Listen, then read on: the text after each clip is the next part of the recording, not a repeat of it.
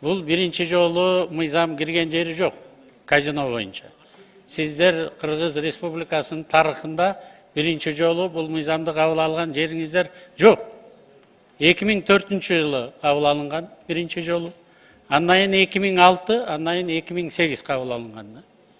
2000ден 2005ке чейин Адахан Кемсанбаевич экөөбүз законодательный собранияда иштегенбиз. Ошо мыйзамды кабыл алып берип, андан кийин казинонун баары Татнакай, Бишкекте иштей баштаган. Эгерде сиздер ушунчалык кумаркана ачууга куштар болуп атсаңар, 3 күн башта эртерээк аракет кылбайсыңар беле? Ар бир депутаттын колуна карматпай белеңер. Азыр биз колубузда документибиз жок туруп, эмнеге добуш беребиз? Биз позициябызды ачыктан ачык билдирдик, айттык, кумарсыз Кыргызстан болуш керек. Кумарканасы жок. Анан 2006-дан 2010га чейин мен министр экономики, аягында биринчи вице-премьер болдум. Адахан Кемсанбаевич вице-премьер, госсекретарь, секретарь Совбезов болуп иштеди.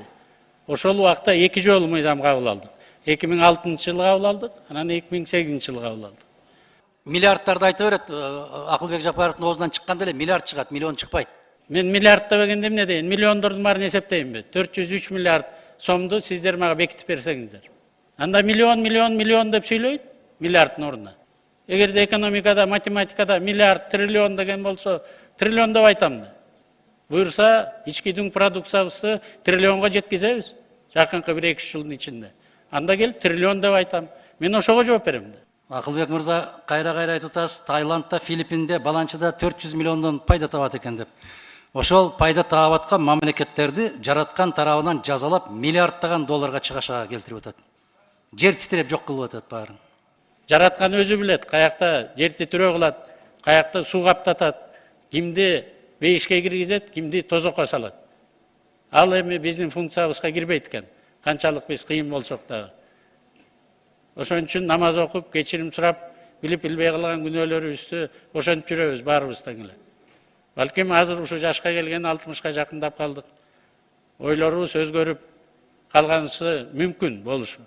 Бирок кыргыз элинин кызыкчылыгы үчүн, экономиканын кызыкчылыгы үчүн бөлөк өлкөлөргө караганда бир гана конкуренттик астыга чыгып кете турган мүмкүнчүлүгүбүз бул туризм. Кол менен токтотконго күчүбүз жетпей атат. Сөзүң менен токтот дейт, сөз менен да күчүбүз жетпей атат. Эгер акча издеп табабыз деген болсок, аябай көп мүмкүнчүлүктөр бар. Баарын жайлап эле, баарын эле коркута беребиз. Экономика менен дагы алек болойлу да. Экономиканы дагы астыга, урматтуу коллегалар, астыга жылдырайлы. Мен дагы оппозицияда болгом, балким анчалык катуу оппозиционер болбосом керек. Мыйзам катары жазып, мыйзам менен дагы бизге да кылмыш иши козголуп, бизди да камайбыз деп жетелеп барып, ошондой коркуткандар болгон. Оппозиция болуш өтө кыйын, жооптуу. Бирок баарыбызды бириктирген кыргыз жери, бул бир эле кыргыз жери бар, Кыргыз Республикасы бар. Бир эле кыргыз эли бар, бир эле конституциябыз бар. Бүгүнкү күнү шайланган, иштеп аткан бир эле президентибиз бар. Буюрса алдыда далай шайлоолор турат. Дагы кимдин пешенесине жазылды президент болот деп, дагы кимге председатель кабинета министров болот деп жазылды, Кудай өзү бир билет. Ар бир кичинекей өлкөлөр жанталашып атат. Кичинекей шанс болсо, 1000ден бири болобу, миллиондон бири болобу, ошону колдонуп өзүнүн экономикасын оңдоп кетейин деген абдан чоң конкуренция болуп атат. Анан ушундай конкуренция болуп атканда, ушундай мыйзамдар бул жекеле бул эле мыйзам эмес. Мындан башка дагы мыйзамдарыбыз бар. Биз ушуларды сиздерге алып келип турабыз.